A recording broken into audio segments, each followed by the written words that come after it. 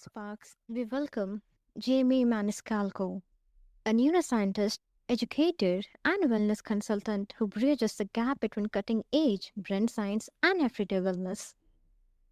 As founder of Manifest Wellness and as associate professor at Regis University, Jamie brings a refreshing, practical approach to mindfulness. He's here to demystify how mindfulness literally rewires the brain and body, and why small, consistent practices can spark massive transformation. Jamie, welcome to the show. Thank you so much for having me. You're warmly welcome. I'm glad to have you here. So, Jamie, like most people, still think of mindfulness as something soft or purely spiritual. So, from a neuroscience lens, what's really happening in our brains when we meditate? Yes, that's a wonderful question. And to be quite honest, until maybe 5 or 10 years ago, I would have been considered one of those people who considered meditation to be soft and fluffy and woohoo, not real. And then I started looking into the actual science of it. And I discovered the reality of how impactful mindfulness and mindfulness meditation practices can be on the brain. And I think the best place to start when considering this is something that I think a lot of people underappreciate or are not aware of, which is the concept of neuroplasticity or brain plasticity. Our brains are plastic, moldable, and shapeable. And every new experience we have changes the shape of our brain, either subtly or not so subtly. And what we see is this is the process of learning and growing throughout life. And what we see with neuroplasticity is it's particularly potent and strong when we are younger. So when we're children, we are ready like sponges to absorb everything happening in the world. And neuroplasticity does get less and less so as we age. However, it still remains very strong in us as adults. So the idea that you can remember maybe what you had for breakfast or a name of a new friend that you've met, that is a result of the plastic nature of the brain forming new connections and learning new information. And the general theme within neuroplasticity is use it or lose it. So an example I like to give is I learned calculus in college. And it's been quite a while since I've been in college. And I knew enough calculus to get through with a strong grade in college. However, I don't think I could tell you much at all about calculus now, since it's been more than 20 years since I've actually used it. And so the idea is whatever we're using on a day-to-day basis, on a week-to-week basis, is going to have the strongest impact on carving new neural pathways in our brain. And so the idea here with mindfulness is mindfulness and mindfulness meditation are going to strengthen different neural pathways in the brain, not very differently from the idea of working out your body. If you go to the gym once and you lift weights, you are unlikely to see much change. But if you go to the gym every day for a year and lift weights, you're going to see a massive amount of change because your muscles will respond and adapt. The same is true of mindfulness meditation. You're unlikely to see major benefits by doing it once, twice, 3 times. But what you're doing is you're going to strengthen your neural pathways. You're strengthening your brain by practicing tasks, skills, and exercises that mindfulness brings. And these fall into generally 3 categories. So we can think of attention and focus. So with a lot of mindfulness practices, you are focused perhaps on the breath, perhaps on the sensations of your body or the sensations visually of the world around you. And what this is doing is it's strengthening your brain's skill of attention. So the more you practice focusing when you get constantly distracted, the better you are focusing when you need to, maybe on an exam or an important task at work. The second is emotional regulation. Mindfulness meditation is meant to be the non-judgmental focus on present moment. So you're not judging, am I doing a good job or a bad job? Just this is what it is. What you're doing there is you're practicing the ability of your brain to regulate your emotions. And then when you're in a situation that can be very emotionally reactive, perhaps a heated discussion with a family member or friend, you're better able to rein in your emotions and act with intention versus having knee-jerk and regrettable actions later. And then the final thing is being able to feel our own body. This is the concept of interoception and the idea that we can become in tune with how our body feels at any moment. And this can allow us to really reflect on, am I tense right now? Am I stressed right now because my heart is racing, because my shoulders are clenched up and tense? Or am I nice and relaxed? And by listening to our body, we can sometimes recognize how anxious or stressed we are day to day. And so that's, from a broad perspective, how mindfulness carves these neural pathways in our brain and strengthens our brain's ability to focus, regulate our emotions, and understand how we're feeling based on our body. That was like such a clear and insightful breakdown, Jamie. It's amazing to realize that how tangible and measurable the effects of mindfulness are in the brain, like far beyond the soft or spiritual side that most people assume, no? Absolutely. It's the evidence too is particularly strong, and there are a lot brain correlates. We know the specific areas of the brain and how they're changing. And really, where we're in right now is a very early stage of this field. The research on the impacts of mindfulness and mindfulness meditation on the brain are really in their infancy compared to most other fields of neuroscience. And so while we've learned a lot, I expect we're going to start seeing a lot more in terms of understanding specific types of meditation that are the most beneficial for certain aspects of emotion regulation, attention, things like that. What's the minimal effective dose? So how little meditation do we need to do to get the benefits? And how long do we see growth with increased meditation before it plateaus? So all of this information is just starting to emerge. But what I've been impressed with is the robust evidence that already exists that a small practice like 10 minutes of mindfulness meditation, excuse me, a day.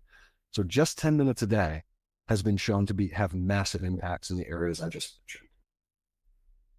mentioned. Mm, That's noteworthy, Jamie. Now, like you often talk about neurobiology of wellness habits. So can you share that what makes behavioral change like so hard for most of us, that even when we want to feel better? Yes, this is a fantastic and challenging question. So broadly, the way I think about this is it all comes down to, in a lot of ways, delayed gratification. Um, Mindfulness practice at first is not going to feel good for most people. You are trying to focus on your breath. You're trying to not allow distracting thoughts or sensory experiences pull your attention. And while you are supposed to be non-judgmental, you have judgments. I'm failing. This is not going well for me. I'm not good at this. And then you try to say, well, okay, well, I shouldn't even be thinking that. And it gets into this negative cycle of, I'm not good at meditation. It doesn't feel good immediately.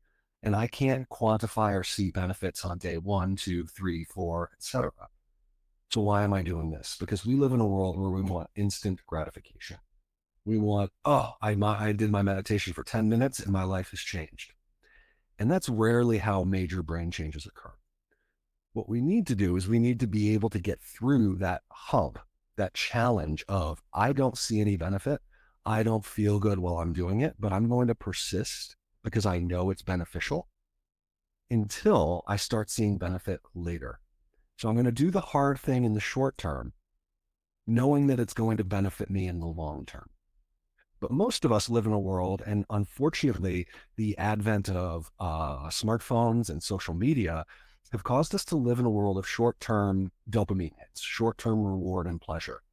And what most people find is when they start engaging in a challenging activity, rather than persisting through the challenge, they love to be drawn away and perhaps check their phone, check their email, check Instagram, check TikTok, check LinkedIn if you're thinking professionally.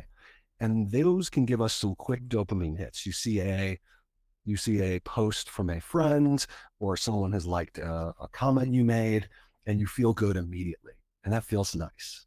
But that's not benefiting us in the long term.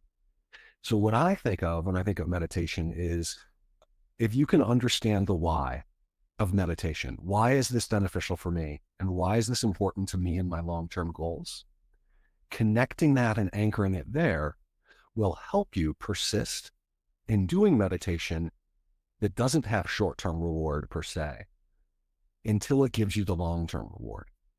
So when you're tempted to say, this isn't working for me, I'm just going to check my phone, or it's not worth my time, for understanding that if I really want to be better with my children and I want to not have a knee-jerk angry reaction when they do something, but instead think about being a good mother, father, I need to invest time and effort into doing this. This is my why for meditation. And this is why I'm going to meditate, even when I don't feel like it's making a difference day over day. Does that make sense? Yeah, that makes so much sense, Jamie. It really highlights that how deeply wired our brains are for familiarity and how much effort real change actually requires, even when we consciously want it. That was an important reminder. Absolutely. Hmm. So, can you share one simple brain-friendly way, we can set ourselves up for lasting change? Yes. Yeah. When you think about wanting to prepare yourself, coming back to the idea of neuroplasticity, framing it in a slightly different way. If you're thinking about change, whether it's in the context of meditation or the context of anything else, something that I rely on is this concept called growth mindset. And this is really pioneered by a woman, Carol Dweck, who is a professor at Stanford in the United States. And she developed this concept called growth mindset, which is a contrast to fixed mindset. So many of us, especially us adults, live in a world where whether we recognize it or not, believe we have a fixed mindset. I'm not a morning person. I don't like black coffee. Um, I don't get math, whatever it might be. That's the personality we've inherited or we've developed over time. And we don't think that we can change. Oh, I'll never like that. I'll never be good at that. This is just not who I am. But the idea of growth mindset um, is a psychology concept that is born out of the neuroscience of neuroplasticity, which tells us your brain is ready to change. Your brain is constantly ready to change. And the interesting thing with growth mindset is the phenomena that comes out of this idea of neuroplasticity, where our brain can constantly change, is if we understand and accept that, and we understand I can be whoever I want to be, I can like or I want to like. What you see is there are plenty of scientific studies demonstrating the fact that taking that perspective, I am able to grow. I might not understand math right now. I might not understand calculus right now, but I can learn it. I'm trying to learn Mandarin Chinese, something like that. I don't understand it now, but I will understand it eventually. And if you take that perspective in life, what is really neat is that is able to set you up to learn and to change very effectively. And the cool thing with a lot of these studies is you don't need to fully believe it. So even if you're skeptical and you're like, this Jamey guy, he doesn't know what he's talking about, but I'll try it. And you start and say, okay, I'm looking to learn how to ride a bike. I've never learned how to ride a bike. And now I'm an adult. Um, I don't think I can do it, but what I'm going to tell myself is you can grow, you can learn this, you can grow, you can learn this, basically through positive affirmations. Those are much stronger than what most people believe in terms of shaping a growth mindset. And what this does directly is it changes your perspective on what you can achieve and thus changes your behavior. If you don't believe you can learn how to ride a bike, you try once, you fail, you affirm, yeah, of course I can't do this, and you stop trying. But if you believe you can do it, you try once, you quote unquote fail, you don't do it. But then you say, okay, first time, of course I'm not going to do well the first time. Let me try again. I know I can do this. And you persist. And so here, this idea of a growth mindset, I can change into whoever I want to be in this world, will carry you through by having behavioral persistence into all sorts of places that people with a fixed mindset, oh, I'm just not good at that, won't even attempt to get into. Mm. I love that, Jamie. It's like really simple yet practical approach, and I feel that it really reinforces that, small, consistent shifts can make a real difference over time, especially when they work with the brain rather than against it, right? Yes. And what I like that you noted is it is small changes over time. And that is really the key. There's a very popular book by James Clear, Atomic Habits, that really brings a lot of this together, the science, the psychology, and the neuroscience of understanding how to form new habits effectively. And what most people tend to be looking for are the large kind of New Year's resolution changes. I'm going to be a healthier person and go to the gym every day in 2025.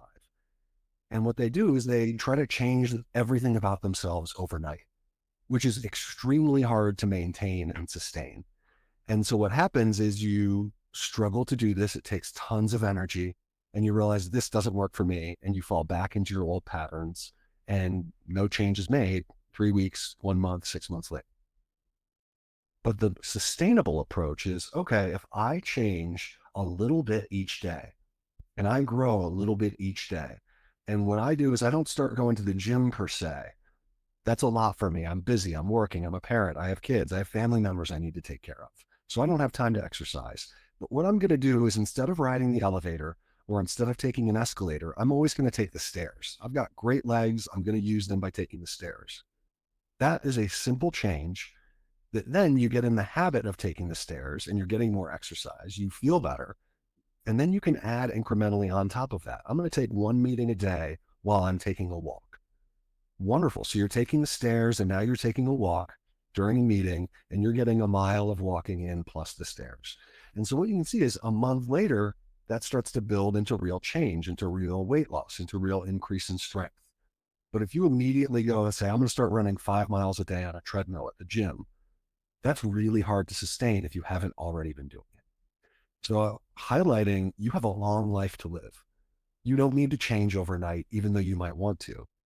The way to see change in who you are is to do very small things, recognize that those are small wins, reward yourself, and keep adding to them as is reasonable for your lifestyle. Mm, absolutely. That completely makes sense, Shemi. Now, like you live an active outdoor lifestyle, so I'm really curious to know that do you think that nature itself is a kind of mindfulness teacher? Oh, absolutely. And what a fantastic question. Um, I absolutely think the more you can get into nature, um, it is a well-known reducer of stress. It helps with attentional focus. So people who are in nature tend to be on technology, screens, things like that less. You tend to be focused on the current environment, focused on the present, which is a key tenet of meditation. And the cool thing with this is it doesn't need to be some great outdoor forest. It doesn't need to be the wild. Um, Curated nature like city parks, things like that, green spaces that have been created by planting trees, a small garden, have been shown to be beneficial in terms of reducing stress and increasing attention and focus. And what is really impactful that I've seen, especially for people who live in highly urbanized areas, is even just pictures of nature have been shown to restore cognition over short periods of time. So if you're working in an office building, for example, or in the house and you have no time to get outside during the day, but between meetings, you have 5 or 10 minutes here and there, instead of checking your email or checking social media, perhaps look out a window onto some trees. Perhaps look at a picture on your screen of a natural environment you visited on vacation, or even just one that comes with your, computer desktop. And doing this has been shown, which I was surprised by, to cognitively restore and bring more attention restoration so that when you start your next meeting, your next call, your next presentation, you are more cognitively restored and better able to do that work, having looked at nature for a few minutes, than if you had spent that time being, quote, productive by replying to emails, which drains you. And it gets even better if you're able to say, get out and take a walk in the middle of the day amongst some natural environments.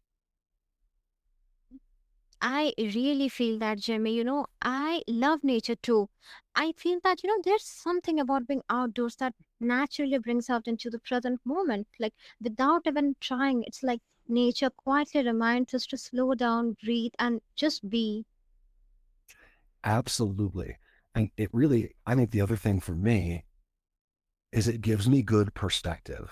Um, when I get wrapped up in all of the stressful details of the world around me, oh, this person isn't responding to the email, or I'm really stressed about this project, or oh, I forgot to reply, or I said something in this way, I should have said it in a different way. Oh my gosh, it feels like the whole world is crashing down on me sometimes.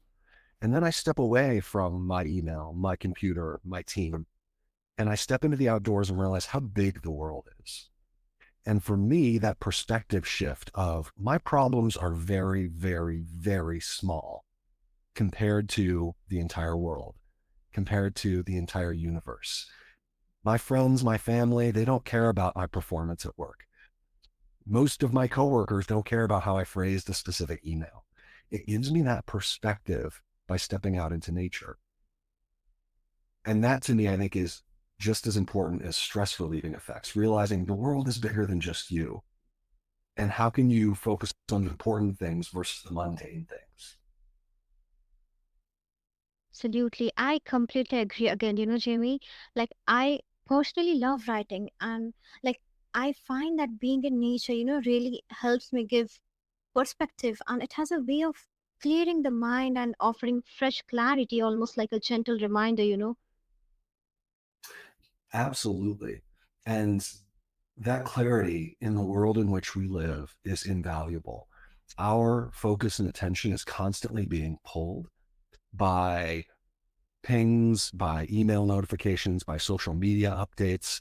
And what we see is the average person is checking some sort of digital device while they're trying to work every few minutes on average. So we're not allowing ourselves to focus our attention on any given task, any given important task for more than a few minutes at a time, which isn't sufficient to do strong, deep work. So by getting out into nature and spending more time being able to think in an undistracted way, but to be able to appreciate the beauty of the world around us and to feel how small we are in a greater kind of cosmic universe, these are extremely valuable things, more so now than even 10 or 15 years ago, before social media really had fleshed out in the way it has. Yes, could not agree more. Now, like for someone, listening who's skeptical or has struggled to stick with mindfulness before, what's one small habit you'd like to share, like they can adopt today that their brain will actually thank them for? Absolutely. And you should be skeptical. I'm glad people are skeptical. This is a great way to live life. Do not just believe what people tell you. Find the evidence, whether it is through research or personal experience.